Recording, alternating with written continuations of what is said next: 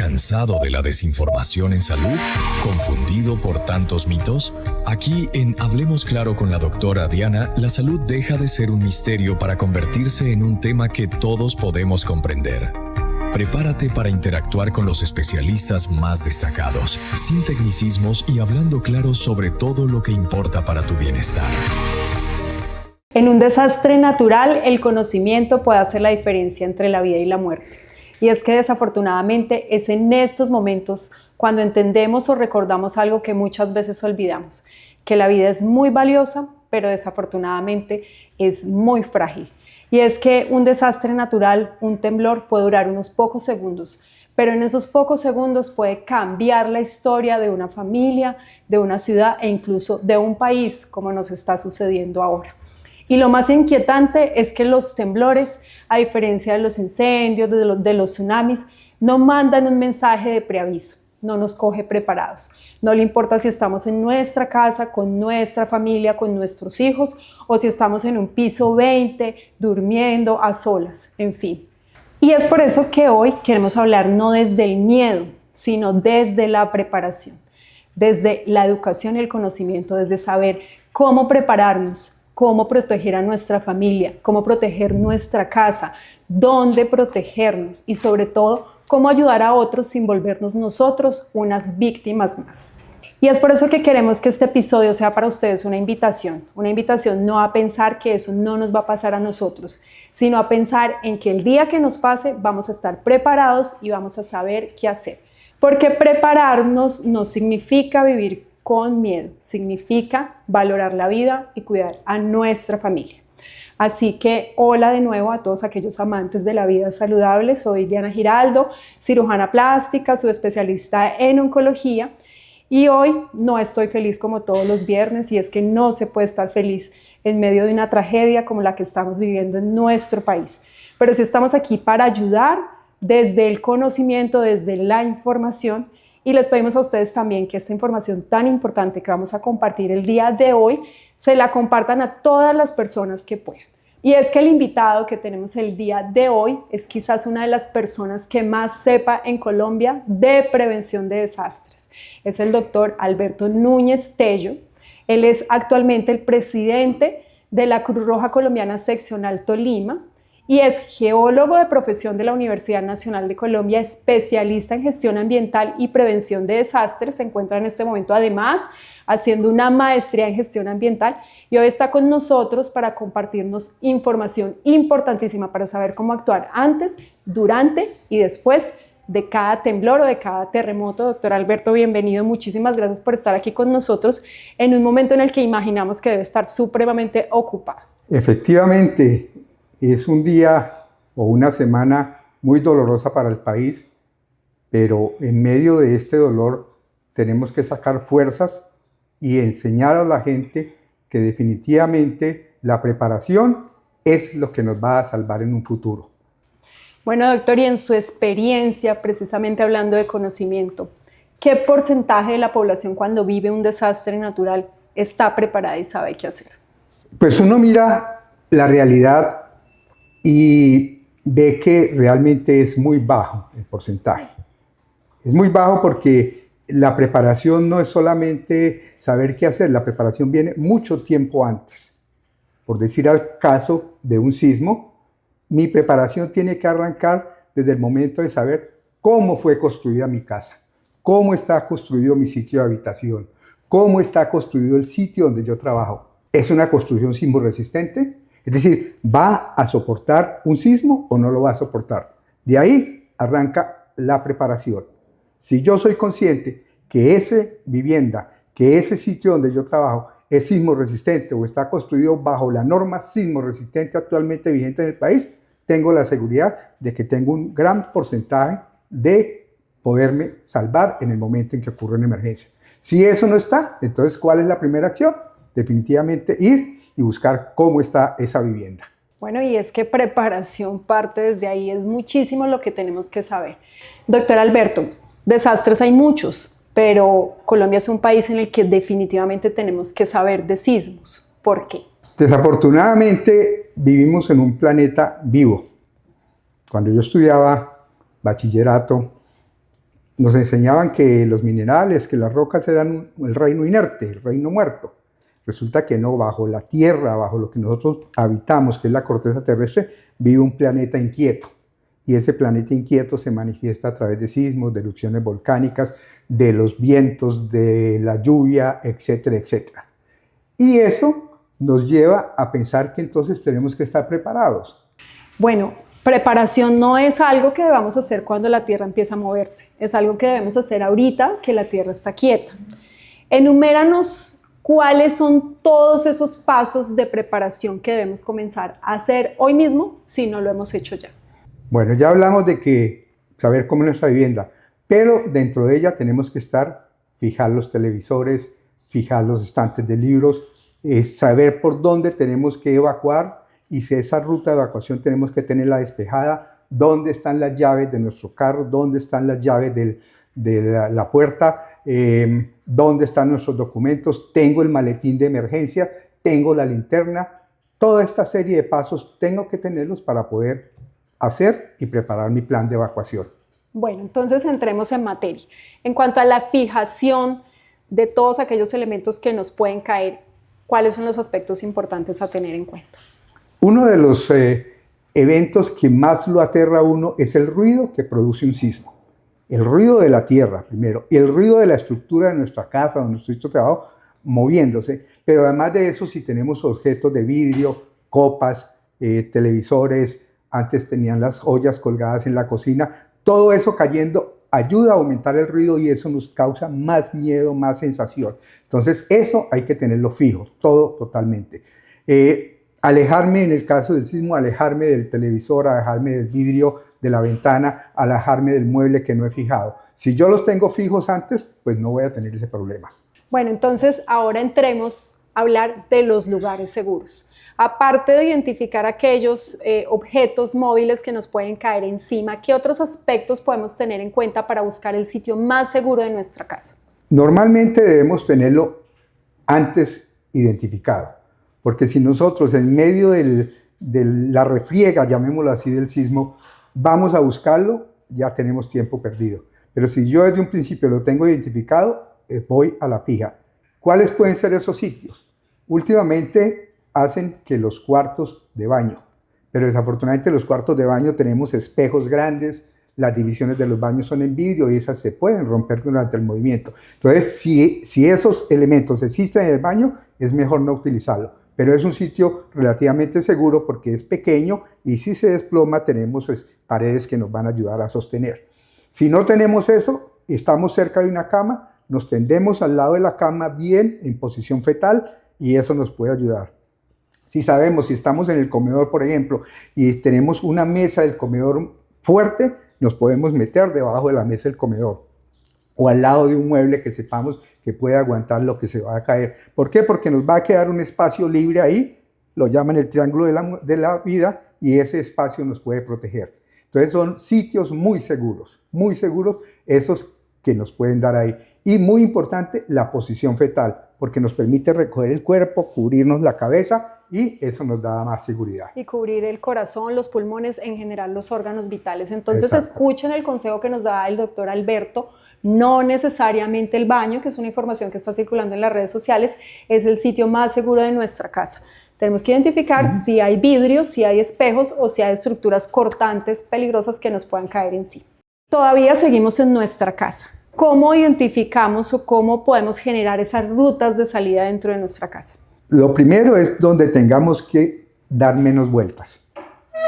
La más recta que yo sepa cuál es, que no tenga muebles estorbando el camino, que hay una matera o que hay una alfombra. Saben que en un momento de carrera está la alfombra. Que tengamos a mano nuestros zapatos, unas chancletas, algunas cosas para no andar descalzo, porque en ese refriega, en ese sismo, se van a romper vidrios, van a pegar objetos cortopunzantes y nos vamos a cortar. Entonces tenemos que tener eso listo a la mano. Tenemos que tener, ya dijimos, el maletín de emergencia, que ahorita hablamos, que debe contener ese maletín de emergencia, porque no podemos cargarnos una maleta muy grande porque vamos a evacuar y la vamos a coger muy rápido. Eso es muy importante, saber cuál es la ruta. Y si yo en mi ruta hay una puerta y esa puerta está cerrada, no, yo tengo que mantener las puertas abiertas porque mientras yo abro la puerta estoy perdiendo segundos para salir. Bueno, doctor, hablando de los zapatos y de todos esos elementos de protección, pensaba yo durante este evento, al ver a todas las personas salir descalzas a la calle, si las construcciones se caen, va a ser muy peligroso uno estar descalzo en las calles, entonces uno debería estar siempre con calzado, debería evitar estar sin zapatos y además tener calzado siempre al pie de su cama mientras duerme, ¿no es así? Es una de las recomendaciones importantes. Es así, uno lee que uno debía caminar descalzo, que el de caminar descalzo le sirve y le protege a uno, pero ya está visto. Y si ustedes miran los videos que están ahorita en las redes sociales, cuánta gente descalza, cantidades de vidrios cayendo, se cayeron las botellas de licor, se cayeron las bombas y uno caminando encima de eso. Entonces, muy importante andar siempre con calzado porque seguramente cuando salgamos de la casa vamos a ir a la calle y la calle puede estar llena de cosas que nos pueden lesionar nuestros pies. Bueno, hablemos del punto de encuentro. Siempre se cree que los puntos de encuentro son en empresas, en clínicas, en colegios, pero realmente en nuestra casa, o por lo menos a los alrededores de nuestra casa, de nuestro trabajo, deberíamos manejar un punto de encuentro conocido por toda nuestra familia. ¿Cómo seleccionamos ese punto de encuentro y cuál es la importancia de este? Muy importante tener un punto de encuentro, porque miren lo que nos pasó el lunes. El señor seguramente había salido para el trabajo, la señora pues ahora también pudo haber salido para su trabajo, pero estaba en la casa, los niños estaban en el colegio, el otro hijo estaba en la empresa y nadie sabía dónde estaba cada cual ni cómo iba a estar. Las redes de celular se cayeron, el internet se cayó. Entonces, frente a eso, uno tiene que haber identificado en la ciudad un sitio donde puedan llegar todos allá y encontrarse. El caso mío con mi esposa, ya no vivimos sino los dos, yo le digo, el punto de encuentro de nosotros es el Round Point que hay enfrente de la estación de servicio del Vergel. Ahí es nuestro sitio de encuentro en caso de que no estemos. Pero si estoy dentro de mi casa y vivimos en un conjunto, el conjunto tiene que haber diseñado una ruta de evacuación y un punto de encuentro. Ese punto de encuentro tiene que ofrecernos seguridad a nosotros, que esté alejado de árboles, que esté alejado de las líneas de alta tensión, que esté alejado del transformador. En muchos conjuntos tenemos un transformador todavía alto ahí y si nosotros nacemos debajo de él, puede caer encima de nosotros. Que estemos alejados de vidrios y de otros elementos que nos puedan caer. Esos son los sitios seguros. Ahora, si estoy en una casa y estoy con un patio, un jardín, una cosa amplia, pues ahí puedo hacerme. Pero si no estoy ahí, debo salir de la casa y buscar el punto de encuentro más seguro ahí. Pero tiene que estar identificado desde antes. Si yo no lo tengo identificado desde antes, después no puedo salir a la loca a ver dónde lo voy a encontrar. Supremamente importante porque a veces creíamos que los puntos de encuentro eran básicamente como para todo el mundo converger, pero realmente es para encontrarnos cuando estamos en diferentes lugares y necesitamos comunicarnos porque es que las comunicaciones se caen. Se caen totalmente. Y uno de los temas que hemos oído hablar de las redes sociales es que tenemos que establecer un mecanismo de comunicación, pero yo me pregunto cómo nos podemos comunicar si las comunicaciones se caen. En este momento el internet está caído en muchas partes, no hay redes, entonces ¿cómo podemos encontrar un sistema de comunicación alterno? Ese sí es un punto difícil. En estos días oía, y nosotros lo desechamos ya, la línea fija. Los teléfonos de moneda, que yo no creo que ustedes de pronto no lo alcanzaban a conocer, que estaban en las calles, en una cabina o en un poste, que uno llegaba y con una moneda y marcaba. Esos todavía lo utilizan en el Japón. Y el Japón es uno de los sitios donde más tiembla en el mundo. Y allá todavía tienen los teléfonos monederos para comunicarse a las casas. Yo, por ejemplo, tengo en mi casa todavía una línea telefónica, pero nos comunicamos con mi hija y con la vecina y ya hasta se nos olvidan los teléfonos. Entonces, seguramente eso va a tocar que volverlo a utilizar, aunque la modernidad nos diga que no, que ya los teléfonos fijos no van a servir. Pero realmente no hay otro método, no hay otro sistema porque no lo tenemos. El punto de encuentro es vital precisamente por eso, porque allá vamos a llegar a confluir todos. Las líneas se van a restablecer después, seguramente, pero en ese paso, en ese momento, es importante tener ese punto de encuentro. Bueno, hablemos un poquito de las personas más indefensas de nuestro hogar, que son los ancianos y los niños. ¿Cómo debemos actuar frente a los ancianos y cómo deben actuar los ancianos frente a un terremoto? Y pues supongo que esto cambia mucho dependiendo de la altura en la que se encuentren. Entonces vamos a hablar un poquito de esto. La movilidad de las personas es vital. Hemos experimentado que, pues con excepción del sismo del lunes pasado, normalmente son segundos, 10, 15 segundos, este fue más largo, pero uno en 10, 15 segundos no alcanza a movilizarse. Lo que tenemos que hacer entonces es tener a esas personas listas y en el momento en que pase el evento, proceder a salir del sitio, de la zona donde estamos. No vamos a poder bajar las escaleras seguramente con ellos a la carrera, entonces tenemos que esperar, darles seguridad, darles protección a ellos, a las personas en defensa de los niños, tenerlos asegurados y después sí evacuar. Es decir, nosotros tenemos que hacernos responsables, y cuando digo nosotros son los que estemos en condiciones plenas, ¿sí? Porque si yo estoy limitado también, pues yo no puedo responder por otra persona. Los que están con buenas formas de vivir, tenemos que irles y darles tranquilidad y darles seguridad, porque es que eso es vital. Y cuando pase el movimiento, proceder a evacuarlo. Bueno, entonces pienso yo que vamos por partes. Lo primero es identificar la altura en la que nos encontramos y lo segundo es identificar si tenemos o no problemas de movilidad. Entonces, si tenemos problemas de movilidad y nos encontramos entre el primero, segundo y tercer piso, ¿debemos de todas formas esperar a que el evento pase o podemos con estas personas con dificultades para la movilidad tratar de actuar? O definitivamente, independiente de que estemos cerca de la puerta, debemos quedarnos en el sitio y esperar a que pase. La sugerencia es quedemos en el sitio, esperemos a que pase. A veces en el atropellamiento, si es que podemos decir así, de uno y otro a querer salir, todos no cabemos por la misma puerta. Y si vamos con una persona limitada en su caminar, en su movimiento, pues vamos a causar más desastre. Entonces, lo mejor es, independiente del piso donde esté, esperemos a que cese el movimiento y ahí sí salimos. Si él puede salir por sus propios medios y es relativamente fácil que salga, hágalo. Pero si no, hay que esperar a que salga y salir después con él. Entonces, identificar en cada uno de los pisos, por ejemplo, si es una casa o un apartamento con pisos, el sitio más seguro, correr a ese sitio más cercano y seguro, y inmediatamente pase el evento, proceder a salir con ellos, rápidamente. Si las personas no tienen movilidad reducida, se recomienda salir a partir de qué piso y a partir de qué piso se recomienda quedarse. Esto es muy relativo porque es que hay viviendas de viviendas. Voy a poner el ejemplo mío. Yo tengo una casa que tiene 3 niveles.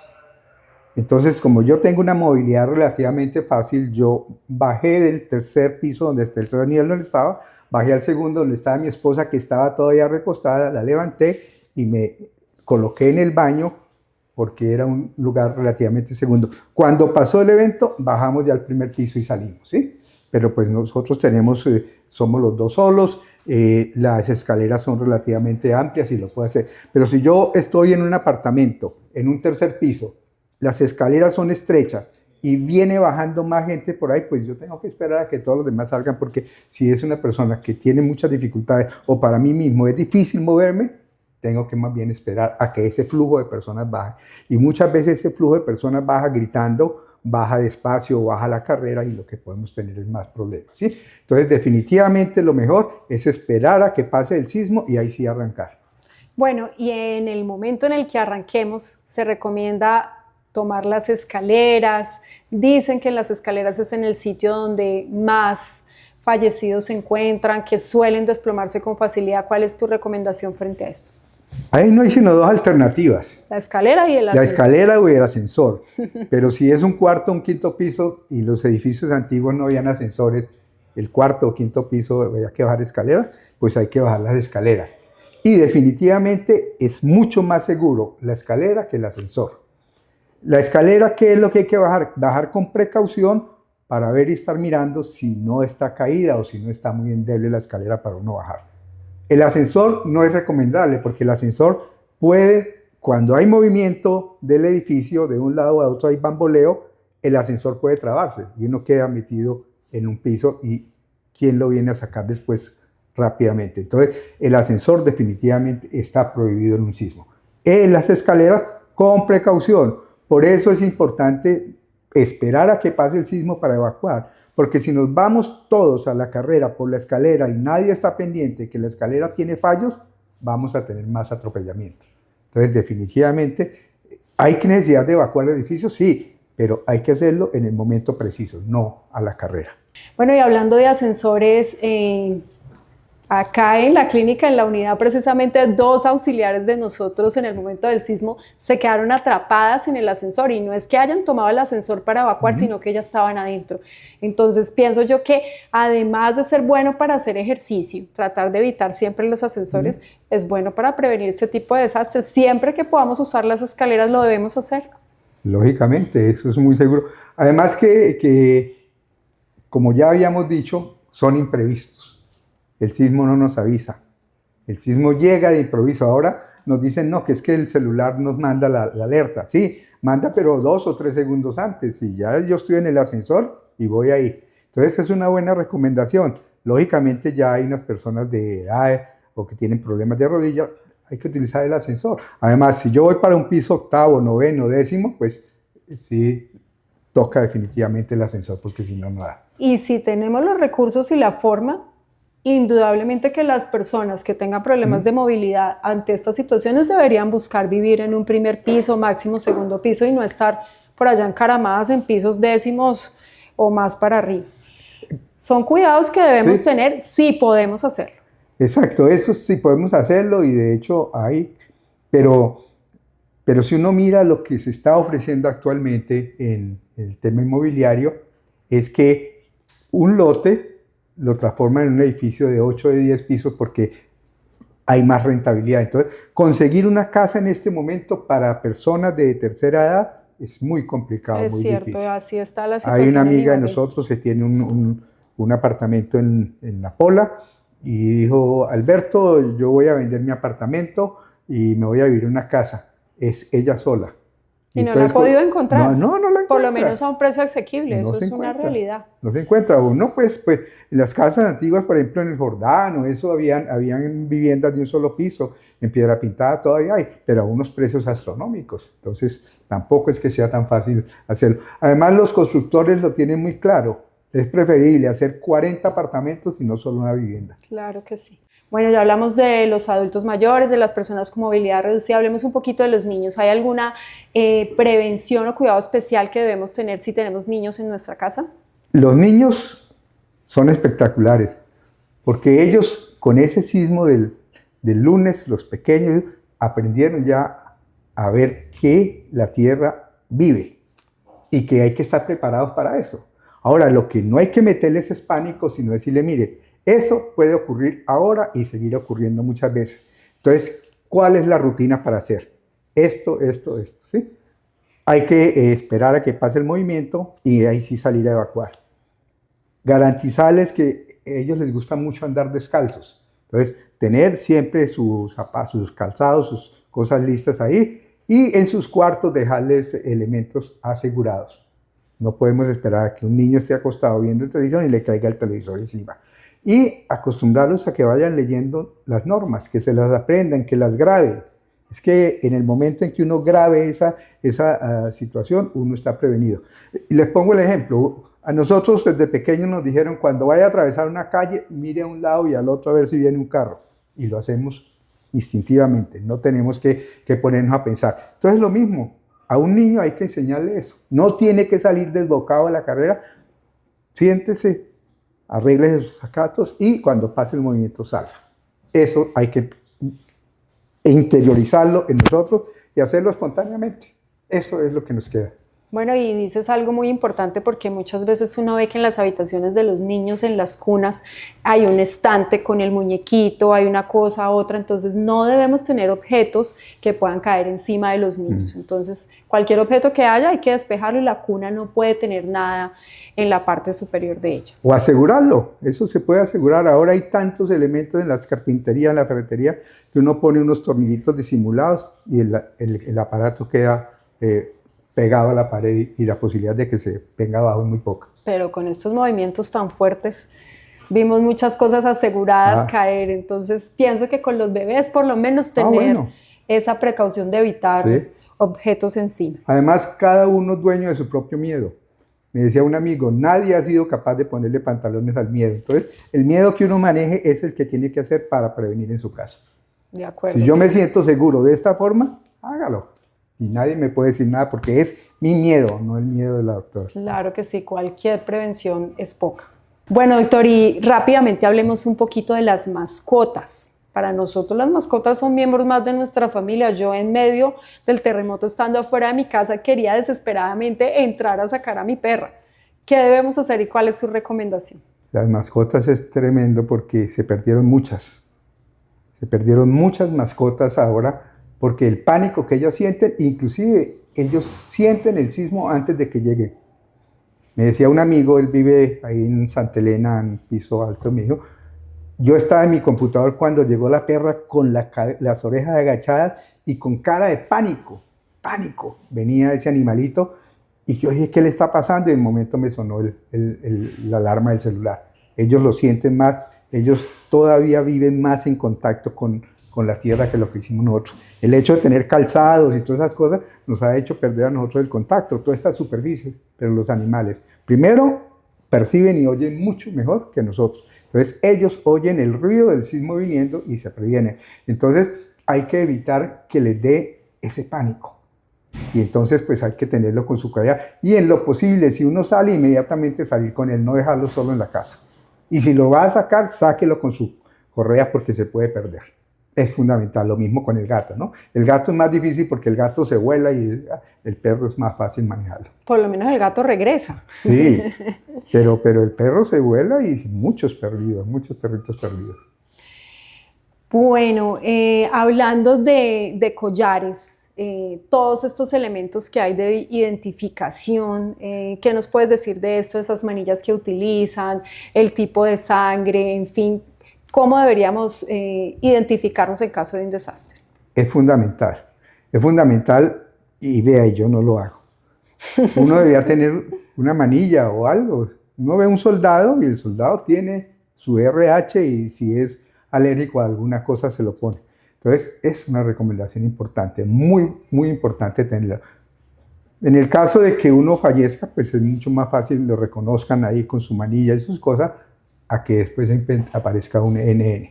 Entonces sí es importante y sí es bueno tener ahí a disposición de nosotros eso. Bueno, y ahorita hablemos de un tema que se está tocando muchísimo ahorita en las redes sociales y que ya tú lo mencionaste y es el famoso maletín de emergencia que tenemos que tener al pie de la casa. ¿Qué debe contener este maletín? Debe tener unas cosas muy fundamentales, ¿sí? No podemos echarle cantidades de cosas porque cuando lo vamos a cargar en una emergencia no somos capaces de arrancar con él y estamos estorbando por todas partes. Entonces, para los que toman sus medicinas, deben tener sus medicinas ahí mínimas, las que tiene que utilizar más urgentemente. Tiene que tener una linterna, tiene que tener por lo menos una botella de agua, tiene que tener unos alimentos muy sencillos. Ahora venden muchos de esos paqueticos pequeños de maní, de habas, de esas cosas, tenerlas ahí guardadas. La gente dice un atún, bueno, si quiere atún, pero hay mucha gente que no le gusta el pescado, el atún. Entonces, mantenga unas cositas que sean elementales para su uso. Mantenga, en lo posible, mantenga un duplicado de sus documentos personales, porque eso hay que tenerlo. Tenga ahí guardado el número de sus tarjetas de crédito, de sus cosas de eso. ¿Por qué? Porque si uno las pierde, está ahí con eso desaparecido. En lo posible tenga un radio. Ahora los celulares, algunos tienen radio, ¿cierto? Entonces tenga un radio porque sirve para oír las cosas de emergencia. Tenga una venda, tenga unas curas de esas benditas de curas, lo llaman ahora, yo no sé. En mis tiempos se hablaba así, es que como ya soy... y hay que tener el espadrapo, cosas menores. O sea, menores, el kit de primeros auxilios que cargamos en el carro, pero exacto, también tenerlo en la maleta. Pero también en la maleta, una cosa pequeña, pero sí hay que tenerla ahí. Bueno, y cuando el terremoto no nos da tiempo y nos cae todo encima y quedamos atrapados, hablan del famoso silbato y de todos estos elementos como para hacer ruido y para que nos puedan identificar. ¿Qué recomendaciones hay respecto a eso? Sí, se me olvidó mencionar ahí el silbato. El silbato es fundamental porque permite pitar y las personas que están en el rescate lo buscan, lo oyen. No sé si ustedes se han dado cuenta o han oído que están detrás de alguien y obligan a toda la gente a que haga silencio para que oiga. Oye el rescatista, pero oye el perro. El perro está entrenado para oír ese silbato. Entonces es fundamental tenerlo porque es el que nos permite hacer ruido, hacer eso.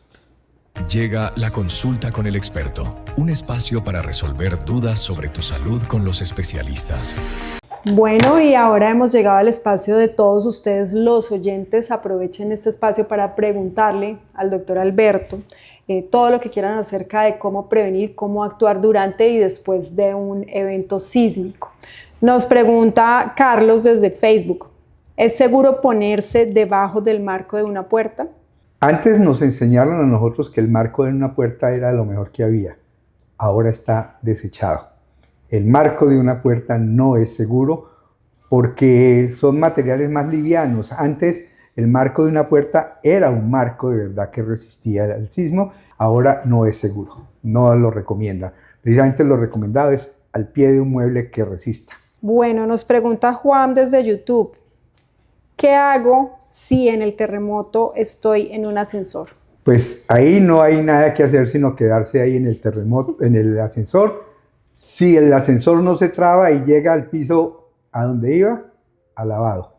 Si no, hay que esperar a que vengan y lo destraben o lo saquen a uno por la ventanilla de emergencia. Hay que guardar la calma, porque no puede hacerse nada más. Tocar el botón de alarma si es que se traba el ascensor. De resto no hay nada más que hacer. Y definitivamente conservar la calma es lo más importante porque comenzamos a respirar, se nos sube la frecuencia cardíaca, nos podemos incluso hasta desmayar. Entonces es muy importante tranquilizarnos, sentarnos y esperar. Es difícil recomendarlo, pero es la mejor alternativa. Nosotros nos desgastamos en ese pánico, perdemos energía.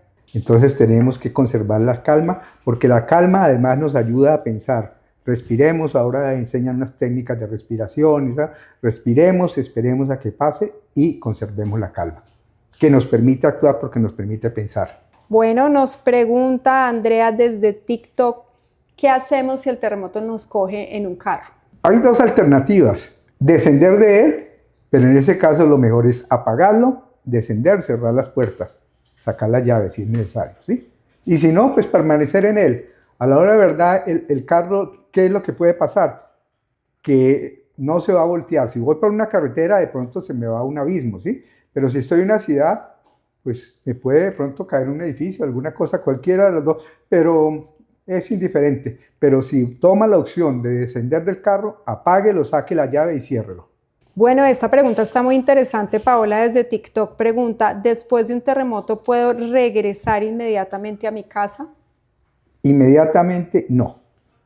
Puedes regresar, pero primero empieza a investigar, a mirar cómo está su vivienda. ¿Quedó agrietada? ¿Quedaron vidrios rotos que están sueltos por ahí? No hablamos del tema de haber cerrado el gas y haber cerrado la energía, pero a uno le recomiendan eso, pero es que no hay tiempo.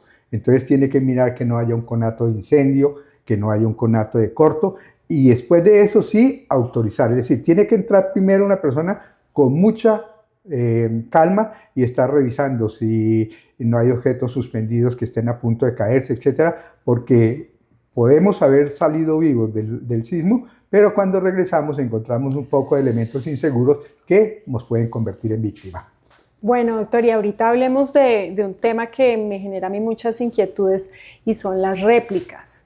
Escuchaba yo hablar acerca de los terremotos que sucedieron recientemente en Venezuela y pues dicen que el segundo terremoto o la réplica fue incluso más fuerte que el terremoto inicial, pero entiendo yo que la réplica por definición debe ser de menor intensidad que el terremoto. ¿Cómo sabemos si es una réplica? ¿Es cierto que las réplicas pueden llegar a ser más graves? ¿Cómo funciona el tema? Bueno, ahí nos metemos un poco en el campo técnico, pero vamos a tratar de explicarlo. En Venezuela definitivamente fueron dos sismos independientes. Que ocurrió uno inmediatamente después del otro es una coincidencia muy tremenda porque pues una falla se movió y la otra estaba muy cerca y ese movimiento de esto hizo que la otra se moviera. Y después de eso vino una cantidad de réplicas. Generalmente esas réplicas son de menor magnitud, porque si hay una réplica de mayor magnitud, entonces los que estaban ocurriendo eran premonitorios y la réplica no fue la réplica, sino el sismo principal. Entonces eso hay que tenerlo muy claro. Normalmente las réplicas son de menor magnitud que el sismo principal y van a seguir ocurriendo. Hay veces que ocurren por meses las réplicas ocurriendo, sino que son tan pequeñas a veces que solamente los equipos lo registran. A nosotros nos dicen del sismo de San José del Palmar que hubo 2 o 3, no, ha habido más réplicas. Si ustedes entran a la página del Servicio Geológico, ahí van a encontrar las réplicas de más de 2 de magnitud, que no lo sentimos, pero ha habido muchas réplicas y seguramente por la magnitud del sismo va a seguir habiendo réplicas que no las vamos a sentir aquí, seguramente allá muy cerca las van a sentir, pero siempre van a existir y es una posibilidad. Y esa posibilidad de que esas réplicas tumben los edificios que quedaron mal, pues pueden darse, ¿no? Bueno, doctor, pero entonces definitivamente un terremoto puede ocasionar otro terremoto mayor y es necesario estar prevenidos. Puede, y de hecho lo vimos en ¿cómo se llama? En Venezuela. Son sí, cosas muy raras en la naturaleza, muy raras, pero no necesariamente siempre ocurre. Eso no es como el común.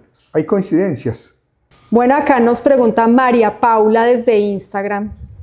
¿Es verdad que cuando uno está en un piso muy alto lo mejor es subir hacia la azotea? Pues eso tiene algo de lógica, porque es más cerca la azotea que el primer piso. Y si el edificio se desploma, mucho mejor quedo yo allá en la azotea que de pronto aplastado abajo.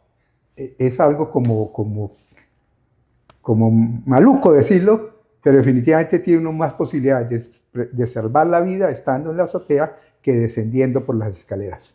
Y además es más fácil que lo identifiquen a uno en caso de que el edificio se desplome por medio de los organismos de socorro aéreo, está más cerca, los está más cerca. El helicópteros otro y demás. queda uno aplastado allá abajo. Entonces eso tiene cierta lógica, ¿no? A continuación exploraremos la vida y las pasiones de quienes cuidan de nosotros en Más allá de la bata blanca. Bueno, doctor, en esta sección, aunque usted no es médico, no tiene bata blanca, pero sí es un geólogo con muchísima experiencia en desastres, queremos conocer un poco más de su vida y si quiere compartirnos de pronto alguna experiencia difícil que haya marcado su vida en el ejercicio suyo de desastres, de prevención, de atención de desastres, algo que nos quiera contar y que de pronto usted recuerde que haya marcado el ejercicio. Pues es un momento muy doloroso. Desafortunadamente, y se me quiebra la voz porque yo estuve presente en la tragedia de Armero. Yo era director de la regional de Ingiominas, ahora Servicio Geológico, aquí en Ibagué. Y de tiempo atrás supimos del tema y estuvimos preparando primero el mapa de amenaza, dónde estaba. Y segundo, tratando de buscar equipos para hacer monitoreo. El evento se dio a las 9:30 de la noche. Ahora por lo menos tenemos celulares, en ese tiempo no había celulares, no había radio, no había nada. La gente en Armero no estaba preparada. La gente en Armero no sabía cuál era su ruta de evacuación, hacia dónde ir. Mucha gente pensaba que era una inundación lo que iba a haber y que una inundación era ponerse un flotador, alguna cosa y con eso salvar.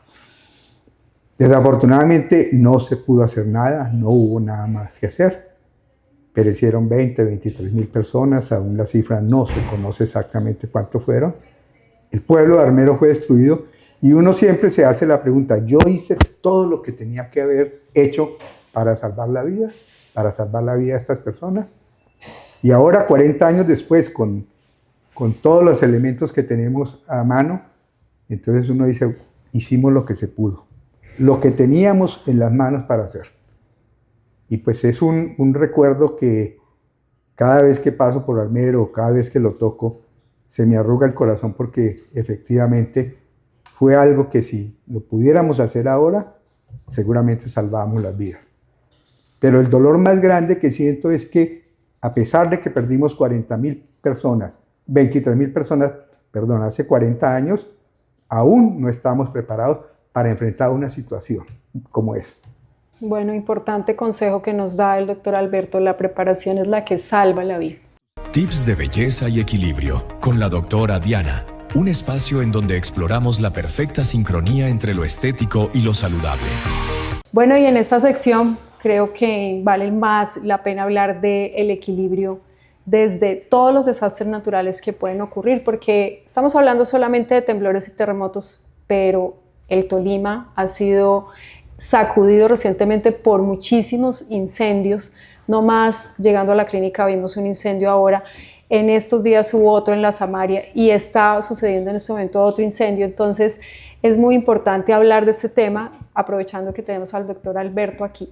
Algo que nos quieras compartir, que nos quieras enseñar acerca de este tema. Estamos atravesando una temporada seca y muy seca. Nos dicen, estamos entrando a un periodo del Niño, y de los más fuertes que ha ocurrido en los últimos tiempos. Estamos entrando apenas y ya tenemos esta situación tan crítica, escasez de agua, pero más que eso, los incendios forestales. Hoy, precisamente en el Tolima, esta mañana se hablaba de 36 incendios forestales activos, aquí nomás en San Luis, en Payandé, en Ortega, en El Guamo, Porcoello. Todos los días de los grupos de apoyo y las unidades municipales de la Cruz Roja nos están reportando y no hay cómo ayudarles. ¿Por qué? Porque los cuerpos de bomberos no dan abasto. Son tantos los incendios, tantos los que hay, que la gente no está dando abasto. Entonces, las mismas comunidades están ahí.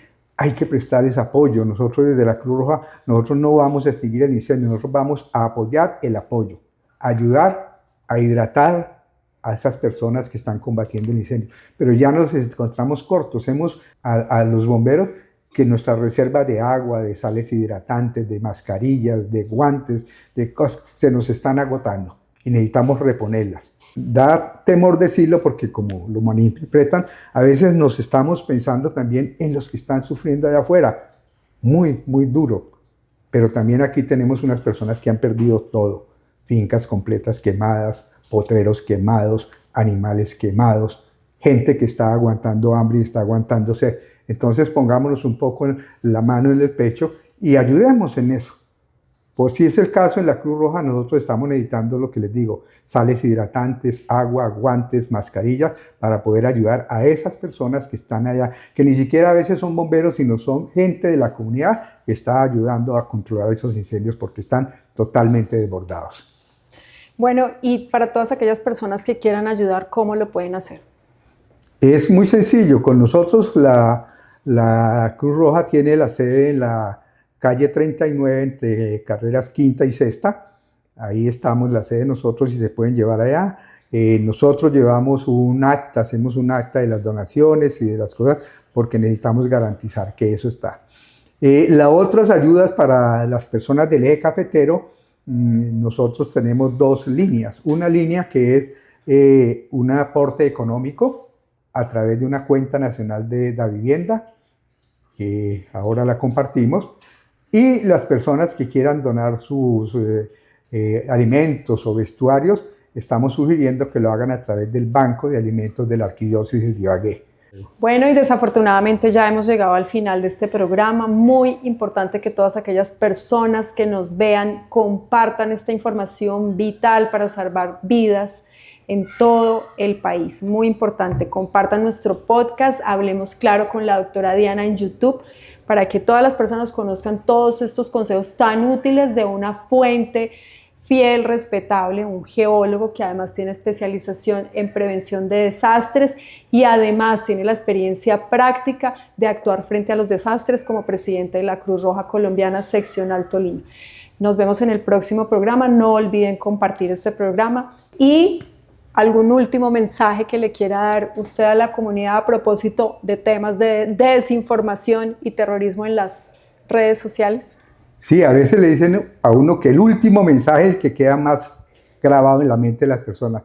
No se dejen embaucar, meter miedo, terrorismo y miedo. Los sismos no se pueden predecir, no se pueden pronosticar. Que me digan que dentro de 10 minutos o que mañana a las 10 de la mañana va a haber un sismo, mentira.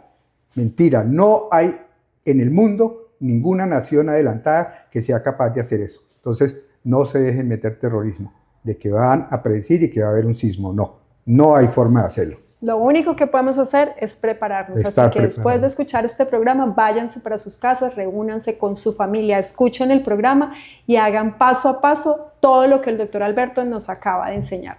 Hasta la próxima. Para interactuar con los especialistas más destacados, sin tecnicismos y hablando claro sobre todo lo que importa para tu bienestar.